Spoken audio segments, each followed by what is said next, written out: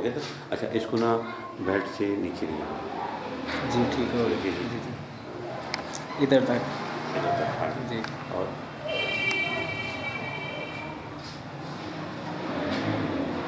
I am Aisha from Al Rahim Model School. खुदा करे नहमदु व नसल्ली अला रसूलिल करीम। करवाएं। खैर, वो दोबारा से शुरू करेंगे। I am Ayesha from Rahim school, यहाँ से फिर करें करें। चलो।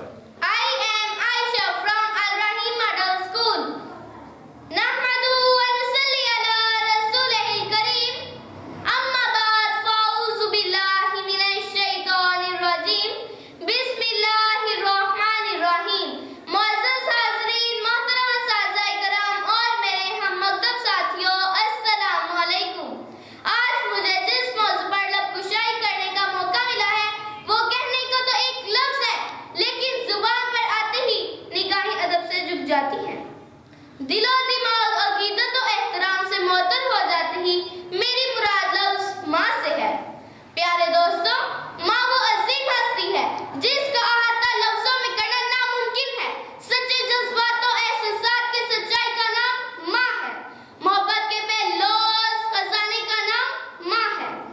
अल्लाह और इसके रसूलों की अता करदा नेमतों में से अफजल तरीन नेमत माँ है।